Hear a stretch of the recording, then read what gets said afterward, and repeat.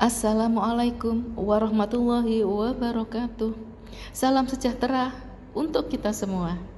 Teman-teman semua, pernahkah kalian berpikir betapa luar biasanya manusia diciptakan dengan kemampuannya untuk berkomunikasi?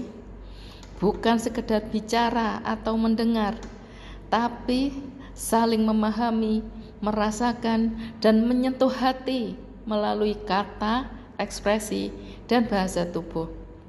Komunikasi antar manusia bukan hanya soal transfer informasi, tapi juga soal membangun hubungan, menciptakan kepercayaan, menyelesaikan konflik, dan bahkan menginspirasi perubahan. Dalam dunia yang semakin terhubung ini, kemampuan berkomunikasi secara efektif menjadi bekal utama kita sebagai individu, mahasiswa, calon profesional, dan bagian dari masyarakat. Melalui video edukasi ini, mahasiswa ilmu komunikasi mencoba mengangkat kembali pentingnya komunikasi antar manusia dengan cara yang segar, kreatif, dan relevan. Ini bukan sekedar tugas kuliah, tapi bentuk kontribusi nyata untuk membuka wawasan kita bersama.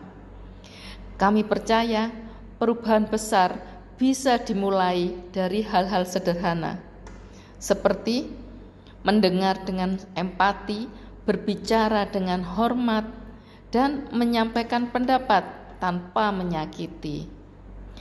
Mari kita belajar, tumbuh, dan saling menginspirasi melalui komunikasi yang lebih manusiawi. Selamat menyaksikan, semoga bermanfaat dan membuka hati kita bersama. Salam komunikasi. Perkembangan psikologis dan komunikasi anak usia dini. Zaman sekarang, anak usia 2 tahun udah jago banget buka YouTube. Gadget udah jadi teman main utama mereka. Tapi, kita pernah mikir gak sih? Sebenarnya ini baik atau buruk? Nah, dalam video ini kita akan bahas seberapa besar pengaruh gadget terhadap perkembangan psikologis dan komunikasi anak usia dini. Gadget memang punya sisi positif. Bisa jadi alat belajar, penenang saat anak lagi rewel, atau bisa jadi hiburan. Tapi, jika penggunaannya itu terlalu berlebihan, maka bisa jadi bumerang loh. Di usia 2-7 tahun, itu otak anak berkembang begitu cepat, super cepat. Ini adalah masa-masa golden age atau masa-masa emas seorang anak.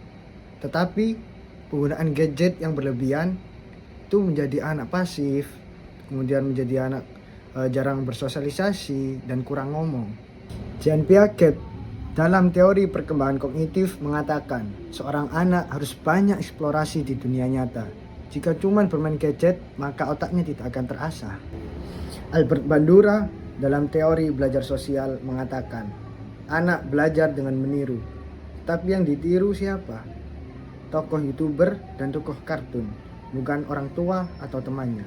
Menurut WHO, anak di bawah usia 5 tahun itu tidak boleh lebih dari 1 jam dalam sehari di depan layar. Tetapi kenyataannya banyak sekali anak-anak yang bisa berjam-jam non-stop di depan layar. Anak bisa jadi lebih gampang marah, sulit berkonsentrasi, bahkan telat berbicara. Lalu bagaimana solusinya? Solusi yang pertama yaitu orang tua sebagai role model bagi anak harus memberi contoh yang baik, harus memberi contoh bagaimana penggunaan gadget yang bijak kepada anak. Solusi yang kedua yaitu bikin waktu tanpa gadget. Misal dengan ngobrol santai, baca buku bareng, atau jalan-jalan bareng. Sederhana tapi efeknya luar biasa. Solusi yang ketiga yaitu bikin aturan waktu main gadget. Misal 30 menit dalam sehari hanya saat selesai semua tugas-tugasnya. Kemudian yang keempat yaitu edukasi terus-menerus. Orang tua harus memberikan edukasi, harus memberikan pemahaman kepada anak-anaknya bagaimana cara menggunakan gadget dengan bijak. Gadget boleh, tapi ada batasannya. Gadget adalah sebuah alat, bukan pengganti kasih sayang. Di tangan kecil anak-anak, biarlah gadget menjadi sebuah alat, bukan pengendali.